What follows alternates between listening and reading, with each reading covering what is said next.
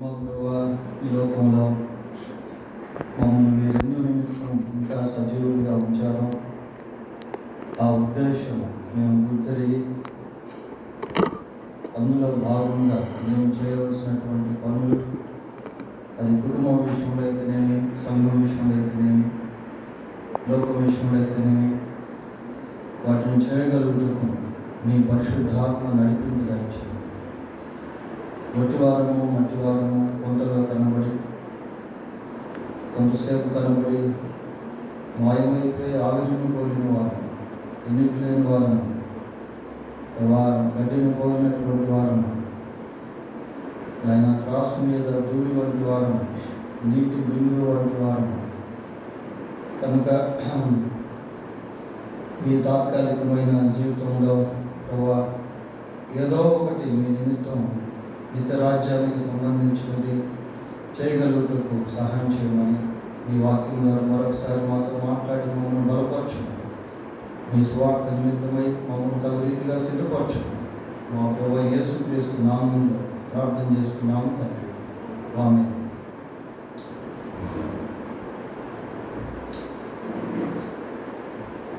రాత్రి స్వార్థ పరిచయపడుతున్న ప్రత్యేక ప్రార్థన కూడికను మనం కలిగి ఉన్నాం. ఎంతో శ్రేష్టమైనటువంటి కూడిక. 96వ కీర్తన మొదటి 2 వచనాలు చదువుకున్నాం. 96వ కీర్తన మొదటి 2 వచనాలు. యెహోవా మీద క్రొత్త కీర్తన పాడుడి, సర్వభూజనులారా యెహోవా మీద పాడుడి, యెహోవా మీద పాడుడి, ఆయన నామమును స్తుతించుడి, అనుదినము ఆయన రక్షణ సువార్తను ప్రకటించుడి. యెహోవా మీద క్రొత్త కీర్తన పాడుడి, సర్వభూజనులారా యెహోవా మీద. మరి దేవుని యొక్క ఉద్దేశం ఏమిటి అంటే, లోకంలో ఉన్నటువంటి మనుషులందరూ కూడా ఆయన ఆరాధించాలి.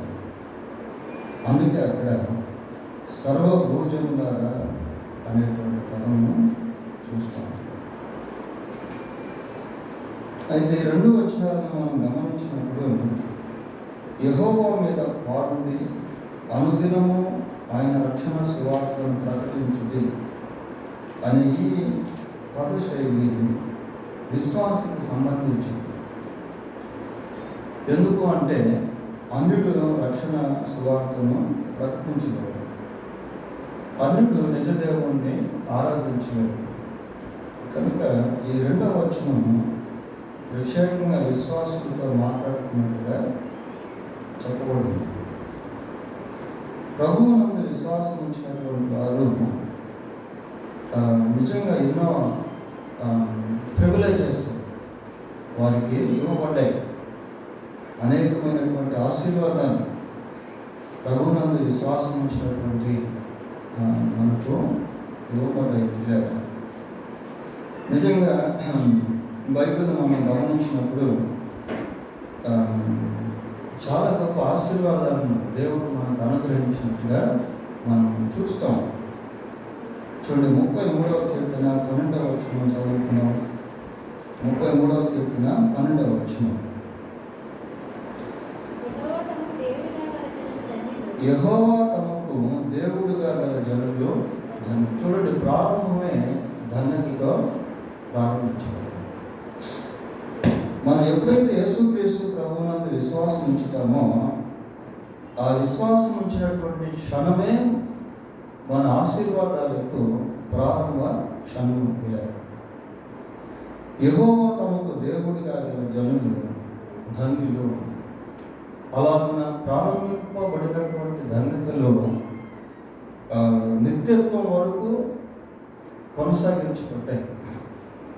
ఎన్ని ఆశీర్వాదాలు, ఎంత సంతోషమో, ఎంత నెమ్మదో, ఎంత ప్రశాంతతో దేవుడు మనకు అనుగ్రహించి నాకు. కొలస్సీ పత్రిక 1వ అధ్యాయము 13వ వచనం చదువుకున్నాం. 1వ అధ్యాయము 13వ వచనం. ఆయన మనలను అంధకార సంబంధమైన అధికారంలో నుండి విడుదల చేసి తాను ప్రేమించిన తన కుమారుని యొక్క రాజ్య నివాసులుగా చేశారు. చాలా శ్రేష్టమైనటువంటి వాక్యం. మనలను అంటే విశ్వాసులను, క్రీస్తు ప్రభువునందు విశ్వాసం ఉంచినటువంటి వారిని దేవుడు ఏం చేశాడంటే ఆయన మనలను అంధకార సంబంధమైన అధికారంలో నుండి విడుదల చేసి, ఈ అంధకార సంబంధమైనటువంటి అధికారము చాలా పవర్ఫుల్ అన్నమాట. చాలా పవర్ఫుల్. అది కనిపించినటువంటి అధికారము, అంధకార సంబంధమైనటువంటి అధికారంలో నుండి విడుదల చేసి ఇంకా ఏం చేశాడు, తాను ప్రేమించిన తన కుమారుని యొక్క రాజ్య నివాసులుగా చేశాడు. ఎంత గొప్ప భాగ్యం! దేవుని రాజ్యానికి మనల్ని వారసులుగా దేవుడు చేశాడు. దేవుని రాజ్యంలో యుగయుగాలు ప్రభుత్వం కలిసి నివాసం ఉండేటువంటి ఆ శ్రేష్టమైనటువంటి స్థితిని దేవుడు మనకు అనుగ్రహించాడు. దేవుడు మనకు అనుగ్రహించాడు.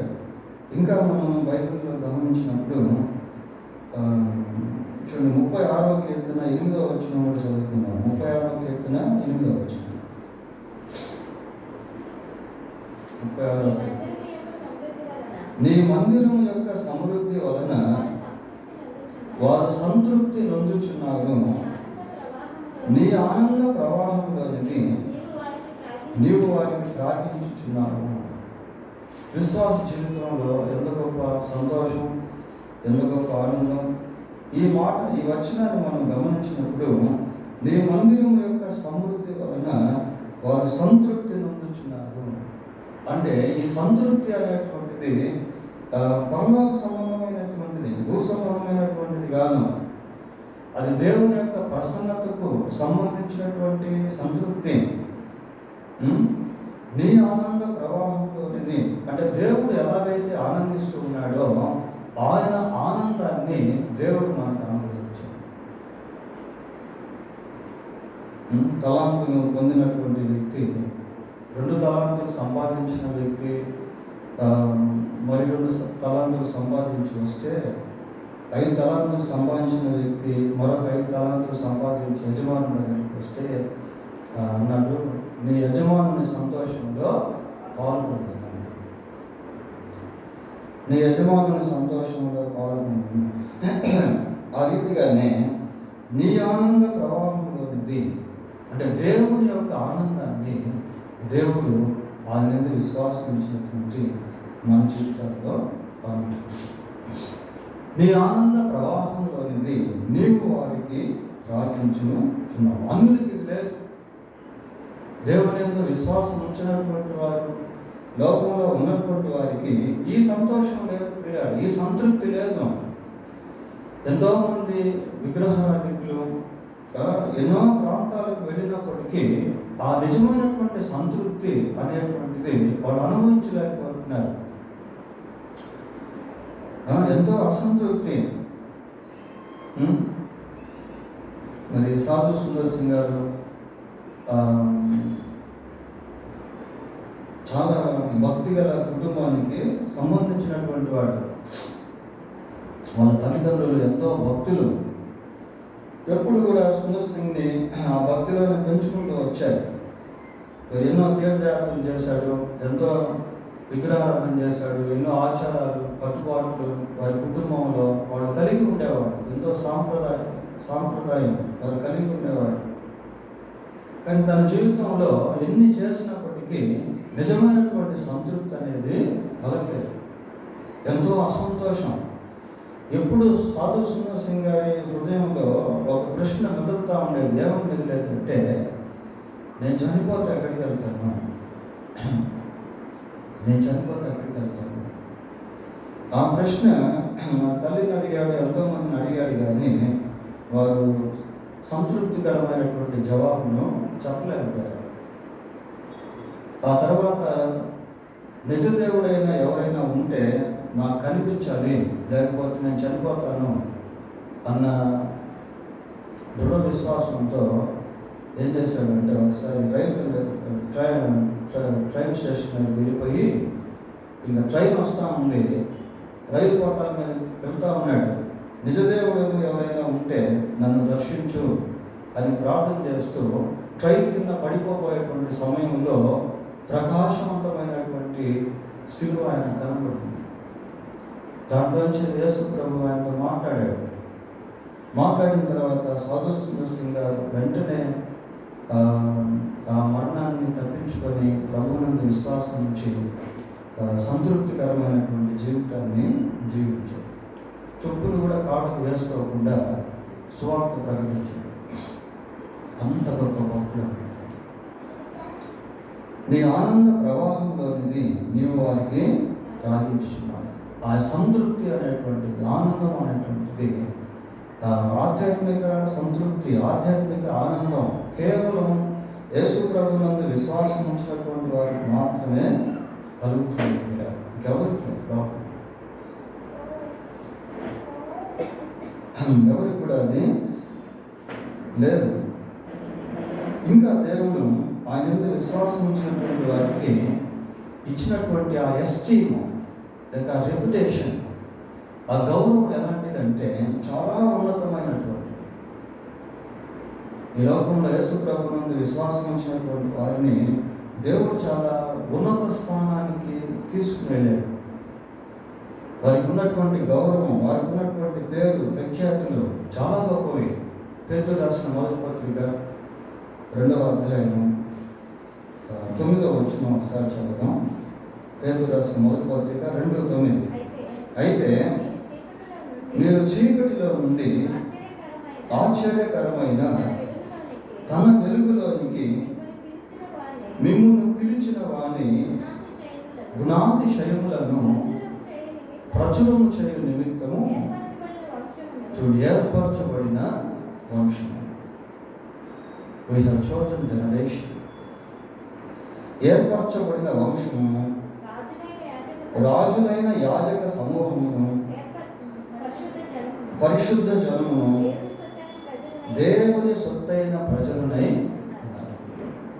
టైటిల్స్ చూడండి ఎలా. ఏర్పరచబడిన వంశము, పరిశుద్ధ జనము, రాజులైన యాజక సమూహము, దేవుని సొత్తైన ప్రజలు. ఎంత గొప్ప ఆధిక్యత ఆ పేర్లు సూచిస్తున్నాయనేది మనము చూస్తాము. అంతేకాకుండా ఎఫెసీ పత్రిక 1వ అధ్యాయము 3వ వచనం కూడా చదువుతున్నాము. చదవండి. మన ప్రభు అయిన యేసుక్రీస్తు యొక్క తండ్రి యగు దేవుడు స్తుతింపబడును గాక. ఆయన క్రీస్తునందు పరలోక విషయములలో ఆత్మ సంబంధమైన ప్రతి ఆశీర్వాదమును మనకు అనుగ్రహించి. మనకంటే ఎవరికి? విశ్వాసులు. ఆత్మ సంబంధమైన ప్రతి ఆశీర్వాదం, పరలోక సంబంధమైనది మనకిచ్చాడు పిల్లలు.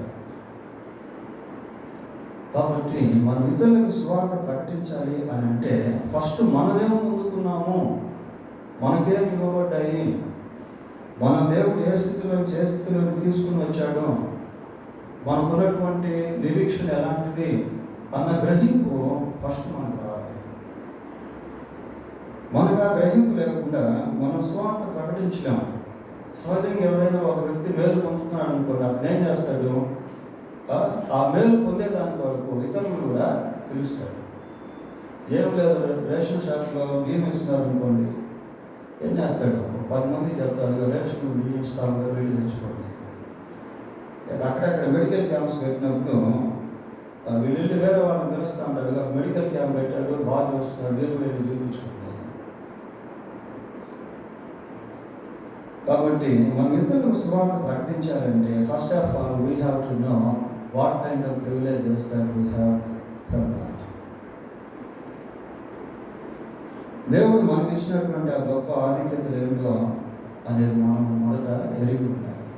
మనం వాటిని అనుభవిస్తూ ఉన్నప్పుడు ఆటోమేటిక్గా ఇతరుల విషయంలో మనకు భారం అనేటువంటిది కలుగుతుంది.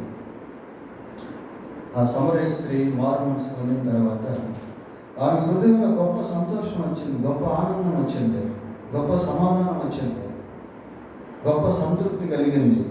వెంటనే ఏం చేసింది? వాలంటరీగా వెళ్ళిపోయింది. వెళ్ళిపోయి ఏం చెప్తాము, నేను చేసినవన్నీ నాతో చెప్పినటువంటి మీరు కూడా వచ్చి చూడండి, మీరు కూడా వచ్చి చూడండి. ఎందుకంటే అనుభవించింది కాబట్టి, అనుభవిస్తూ ఉంది కాబట్టి ఆ అనుభవంలోకి వేరే వాళ్ళని నడిపించగలిగింది. అంతకుముందు ఎప్పుడు ఆ రీతిగా వెళ్ళి పిలిచినట్టుగా అసలు లేదు. ఎప్పుడైతే ఆ అనుభవంలోనికి ఆ సంతృప్తి అనేటువంటిది వెళ్ళిందో వెంటనే వేరే వాళ్ళని కూడా ప్రభు దగ్గరికి తీసుకొచ్చారు. ఫిలిప్పీ పత్రిక 3వ అధ్యాయము 20వ వచనం చదువుకుందాం.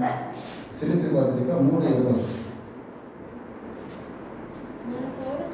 మన పౌరస్థితి పరలోకమందు ఉన్నది, అక్కడ నుండి ప్రభు అయిన యేసుక్రీస్తు అను రక్షకుని నిమిత్తము కనిపెట్టుకొని వీ హ్యావ్ ఫ్యూచర్ హోప్.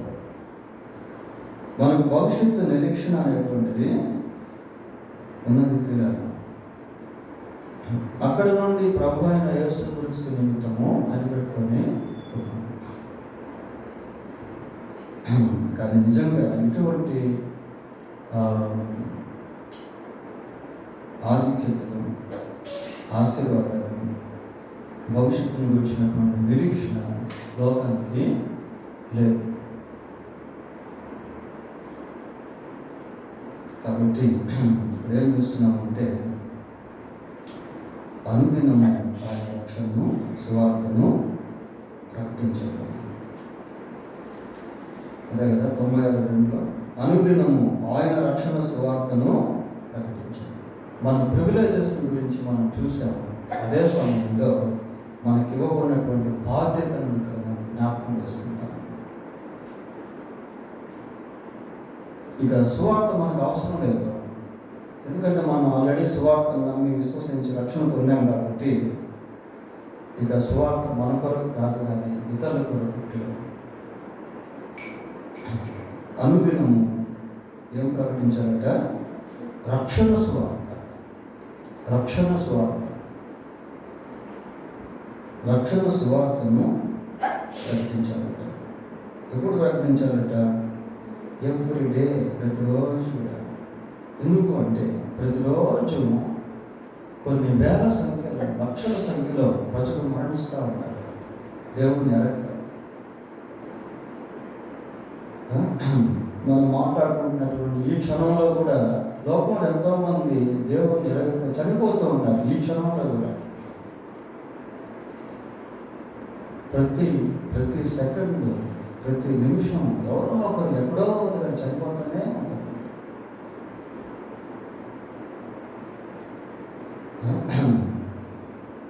అనుదినము ఆయన రక్షణ సువార్తను ప్రకటించండి. ఎవరికి అంటే ఇంకా రక్షణ పొందనటువంటి వారికి. మన ప్రివిలేజెస్ ఏంటో మనం చూసాం కదా. ప్రభువునందు విశ్వాసం ఉంచని వ్యక్తికి ఇప్పుడు వరకు మనం చదువుకున్నటువంటి ఆధిక్యతల్లో ఒక్కటి కూడా లేదు. ఆ బాధ మనకు రాదు. అది నేను పొందుకుంటున్నటువంటి ఆశీర్వాదం ఈ వ్యక్తికి లేదు. నాకున్నటువంటి నిరీక్షణ ఈ వ్యక్తికి లేదు. నేను త్రాగుతున్నటువంటి దేవుని యొక్క ఆనంద ప్రవాహము ఇతనికి లేదే.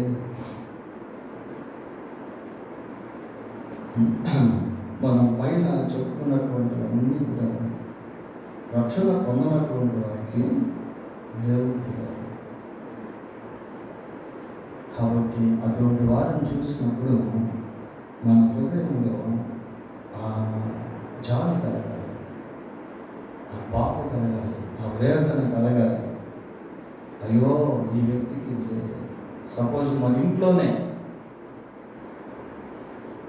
బయట సంగతి తర్వాత, ఇంట్లోనే భార్య కానీ భర్త కానీ కుమారులు కానీ కుమార్తెలు కానీ మారుమనసు పొందకపోతే కనీసం వాళ్ళ వైపు చూసైనా అరే నేను పొందుతున్నటువంటి ఈ శ్రేష్టమైన ఆనందం వీరికి లేదు. రక్త సంబంధికులు, మనతో కలిసి పుట్టినటువంటి వాళ్ళు, మన రక్తం పంచుకొని పుట్టినటువంటి వాడు, అక్క చెల్లి తమ్ముడు అన్న, వారు ఇంకా రక్షణ పొందకపోతే వారి విషయంలో అరే ఈ భాగ్యం నాకు, నా అన్నకి లేదు, నా తమ్ముడికి లేదు, నా అక్కకి లేదు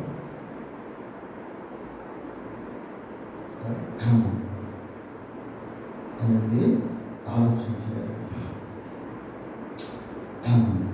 ఈ అందుల పరిస్థితి ఎలాంటిది అంటే, మనం ఇందాక కొలసి 1:10 చదివాం కదా, అంధకార సంబంధమైన అధికారంలో నుండి విడిపించి, వీళ్ళు ఎలా ఉన్నారు అంటే ఇంకా అంధకార సంబంధమైనటువంటి అధికారంలోనే ఉన్నారు. వాళ్ళకి తెలియదు, లోకానికి తెలియదు. పిల్లలు వాళ్ళు అంధకార సంబంధమైన అధికారంలో ఉన్నారన్న సంగతి లోకానికి తెలియదు.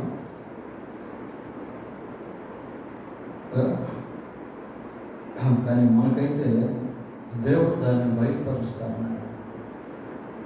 ఆ విడుదల అనుభవాన్ని దేవుడు మనకి ఇచ్చాడు కాబట్టి ఈ సత్యం మనకు అర్థమైంది. ఆయన మనోనేత్రాలు తెరిపించాడు కాబట్టి మనం ఆత్మ సంబంధమైన వాటిని చూడగలుగుతున్నాం. అదృష్టుడైన దేవుణ్ణి చూడగలుగుతున్నాం. ఆత్మతో సత్యంతో దేవుణ్ణి ఆరాధించగలుగుతున్నాం. We no need to having any pictures of God, because God is the Spirit.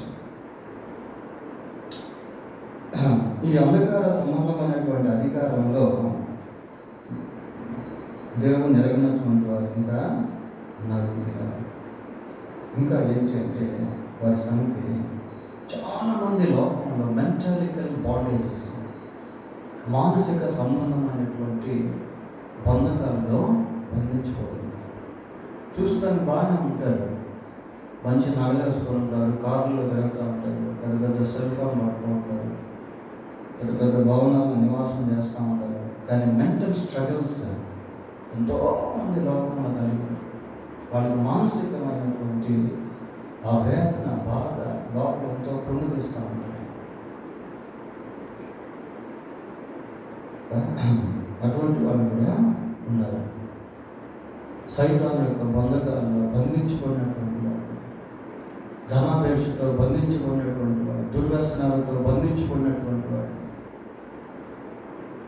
దురాత్మల చేత బంధించుకున్నటువంటి వాడు లోకంలో ఎంతోమంది ఉన్నారు. వారికి సువార్త అర్థమైంది అనుకోండి, అన్నింటిలోంచి విడుదల వచ్చేస్తుంది. అన్నింటిలోంచి విడుదల వచ్చేస్తుంది. తర్వాత వాళ్ళకి మనకున్నటువంటి సమాధానం లేదు. దేవునితో సమాధానం పడితే మనిషి హృదయంలో సమాధానం అనేది కలుగుతుంది. దేవునితో సమాధానం పడనంత వరకు మనిషి హృదయంలో ఒక ఖాళీ అనేటువంటిది అలాగే ఉండిపోతుంది. ఆ గ్యాప్ అనేటువంటిది ఏది కూడా పూడ్చలేదు. ఇంకా మనకున్నట్టు అవిశ్వాసులుగా ఉన్నటువంటి వారికి భవిష్యత్తును గురించిన నిరీక్షణ లేదు. వాళ్ళందరూ ఎక్కడున్నారు? మరణంలో ఉన్నారు. వారు ఏ క్షణంలో కన్ను మూసినా నెక్స్ట్ కన్ను ఎక్కడ తెరుస్తారు తెలుసా? పాతాళం. ఈ సంగతి వాళ్ళకి తెలియదు పిల్లలు. కాబట్టి ఏం చేయాలంటే అనుదినము రక్షణ సువార్తను ప్రకటించాలి. ఎందుకు సువార్త ప్రకటించాలి అని అంటే, సువార్తలో దేవుని యొక్క వెలుగు అనేటువంటిది ఉంది. ఎప్పుడైతే సువార్త ప్రకటించబడుతూ ఉంటుందో ఆ వెలుగు ఏం చేస్తుందంటే అంధకార అధికారంలో ఉన్నటువంటి వారికి విడుదల ఇచ్చి వారి వెలుగులోకి తీసుకొచ్చేస్తారు. కొరింథీయులకు రాసిన 2వ పత్రిక 4వ అధ్యాయం 4వ వచనం ఒకసారి చూడండి. 4 దేవుని స్వరూపి అయిన క్రీస్తు మహిమను కనపరచు. ఏమని చదువుతున్నాము? క్రీస్తు మహిమను ఏం కనపరుస్తుందట? సువార్త ప్రకాశము. ప్రకాశం అంటే వెలుగు. సువార్తలో ఏముంది అంటే క్రీస్తు మహిమను కనపరిచేటువంటి వెలుగు ఉంది. ఈ వెలుగు ఎక్కడైతే ప్రకాశించబడుతుందో అక్కడ మనోనేత్రాలు వెలిగించబడతాయి. అంధకార సంబంధమైన అధికారంలో ఉన్నటువంటి వారు విడుదల పొంది వెలుగులోనికి రాగలుగుతారు. అయితే వాళ్ళు బంధించబడి ఉన్నారు. చదవండి.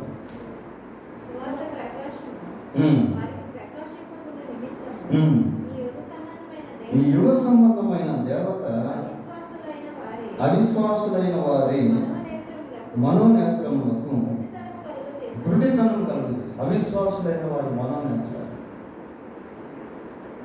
వాళ్ళు విశ్వాసులు కావాలి అంటే వాళ్ళకి సువార్త అందాలి. వినుట వలన విశ్వాసము కలుగును, వినుట క్రీస్తుని గురించిన మాట వలన కలుగును.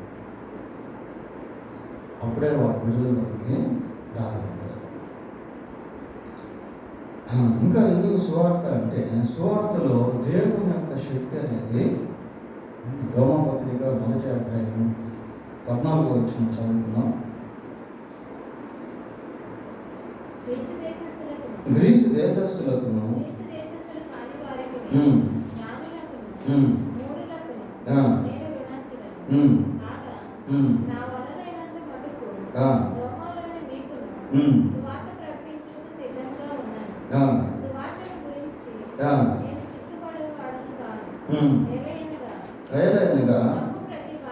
నమ్ము ప్రతి వానికి మొదట యూదునికి గ్రీసు దేశస్థునికి కూడా ఏం కలుగు చేస్తుందట? రక్షణ కలుగు చేయుటకు అది దేవుని శక్తి. రక్షణ కలుగు చేయుటకు సువార్తలో దేవుని శక్తి అనేది ఉంది. దాని గురించి మాట్లాడుతూ 14 అంటున్నాడు, నేను రుణస్థుడను. దాన్ని మనం ఆపాదించుకోవాలి. మనం కూడా బాకీపడి ఉన్నాం లోకానికి. నేను రుణస్థుడను అంటున్నాను. కాబట్టి ఇక్కడ మన బాధ్యత అనేది జ్ఞాపకం చేయబడతా ఉంది. మత్తయి సువార్త 16వ అధ్యాయం 15-16 వచనం చూద్దాం.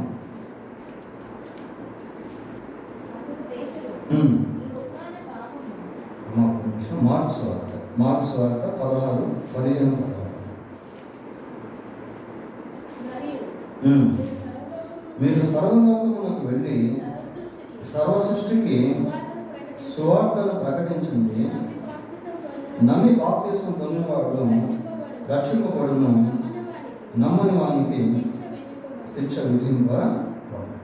సువార్త ప్రకటించండి. నమ్మి బాప్తిసం పొందినవాడు రక్షింపబడును. కాబట్టి ప్రకటించే ఆ సువార్తను ఎవరైతే నమ్ముతారో వాళ్ళు రక్షింపబడతారు. పిల్లలు. చివరిగా ఎఫెసీ పత్రిక 1వ అధ్యాయం 13వ వచనం. ఎఫెసీ పత్రిక 1వ అధ్యాయము 13వ వచనం. మీరు సత్యవాక్యమును అనగా మీ రక్షణ సువార్తను విని క్రీస్తునందు విశ్వాసం ఉంచి వాగ్దానం చేయబడిన చాలు. సత్యవాక్యమును అనగా మీ రక్షణ సువార్తను విని క్రీస్తునందు విశ్వాసం ఉంచి. చూడు, సువార్తను విన్నారు, విశ్వాసం ఉంచారు, దేవుని ఆత్మ చేత సీల్ చేయబడ్డారు. ఇంకా వాళ్ళని ఎవరు తాగేదానికి లే. మరి నరకానికి వెళ్ళాల్సిన పని కూడా లేదు. ఎందుకంటే దేవర్ సీల్డ్ బై గాడ్. దేవుని చేత వాడు ముద్రించబడ్డారు, పరిశుద్ధాత్మ చేత వాడు ముద్రించబడ్డారు పిల్లలు. కాబట్టి ఎప్పుడైతే సువార్త ప్రకటించబడుతుందో మనుషులు అంధకారంలో నుండి వెలుగులోనికి వస్తారు, బంధకాలంలో నుండి బయటకు వచ్చేస్తారు, వాళ్ళ సంఖ్యలు తెంపివేయబడతాయి, క్రీస్తు నందు విశ్వాసం నుంచి దేవుని నిత్యరాజ్యానికి వారసులు. కాబట్టి ఏదో ఒక విధంగా సువార్త దేవుడు సహాయం చేస్తాడు. మన ఈ మధ్య నెల్లూరులో మేము ఉన్నటువంటి ఏరియా అంతా కూడా ఆర్ఎస్ఎస్ ఏరియా. అక్కడ దానికి ట్రైనింగ్స్ ఇస్తూ ఉంటారు పిల్లలకి. బయట పక్కన ఒక ఆయన గవర్నమెంట్స్ ఎప్పుడు రోడ్ మీద చేరేసుకుని కూర్చొని ఉంటాడు. ఆయన ఏదో ఒక విధంగా సువార్త ఇవ్వాలి అనిపించింది, కానీ అవకాశం లేదు. ఎందుకంటే ఆ ఏరియా అంతా అట్లాంటిది. ఈ రోజుల్లో కొంచెం రిస్ట్రిక్షన్స్ కూడా ఉన్నాయి. సరే ఒక రోజు ఏమనిపించిందంటే, సరే వెళ్తా మన భూమి మీద పత్రిక వేసి వెళ్ళిపోదాము, ఎప్పగట్ట ఆయన తీసుకుంటాడు అని అనిపించింది. అట్లాగే ఇద్దాం అనేసి. కానీ ప్రార్థన చేస్తూ ఉన్నాం, ప్రభావం మరి ఆయనకి ఏదో ఒక విధంగా సువార్త ఇచ్చేదానికి సహాయం చేయకపోవడం ప్రార్థన చేస్తూ ఉంటాం. ఒకరోజు పోతే సడన్గా బాగా ధైర్యం వచ్చి ఆయనతో పరిచయం చేసుకొని మాట్లాడి కొద్ది విషయాలు ఆయన సువార్త ఇచ్చేదానికి దేవుడు సహాయం చేశాడు. పిల్లలు, దేవుడు మన పట్ల కృప చూపిస్తాడు. మనకు ఆ భారం అనేది ఉంటే మనం ప్రార్థన చేసినప్పుడు దేవుడు ద్వారాలను తెరుస్తాడు, అవకాశాన్ని కలిగిస్తాడు. అవతల వాళ్ళు కూడా దాన్ని తీసుకునేదానికి దేవుడు కృప చూపిస్తాడు. కాబట్టి ఏదో ఒక విధంగా మన సువార్తను ఇతరులకు ప్రకటించాలనేది రాత్రి వాక్యం వచ్చి మనం చూస్తాం. దేవుడు తన వాక్యాన్ని దీవించుగాక. ప్రార్థన చేసుకుందాం. పరిశుద్ధులైన మా దేవా, మీకు వందనాలు స్తోత్రాలు చెల్లిస్తున్నాం. ఈ రాత్రి మాకు ఇవ్వబడిన ఈ వర్తమానాన్ని బట్టి మీకు స్తోత్రాలు. మీ అందరూ మాకు ఉన్నటువంటి గొప్ప ఆధిక్యతలను బట్టి, ఆశీర్వాదాలను బట్టి, నిరీక్షణను బట్టి మీకు స్తోత్రాలు చెల్లిస్తూ ఉన్నాం. ఇలాగ లేనటువంటి వారు ఎంతోమంది లోకంలో ఉన్నారు. వారిలో మా బంధువులు, స్నేహితులు, మాకు తెలిసిన వారు కూడా ఎంతోమంది ఉన్నారు నాయన, మీరు సంఘంలో కూడా. కనుక ప్రభా, ఇటు వారి విషయంలో మా వంతు పని, అది ప్రార్థన అయితేనేమి, విజ్ఞాపన అయితేనేమి, సువార్త ప్రకటించే విషయం అయితేనేమి చేయవలసింది చేయుటకు కృప దయచేయండి. మా ఎదుటనే ప్రార్థనా సమయాన్ని దీవెనకరంగా చేయమని మా రక్షకుడైన యేసుక్రీస్తు పరిశుద్ధమైన నామంలో ప్రార్థన చేస్తున్నాము తండ్రి. ఆమేన్.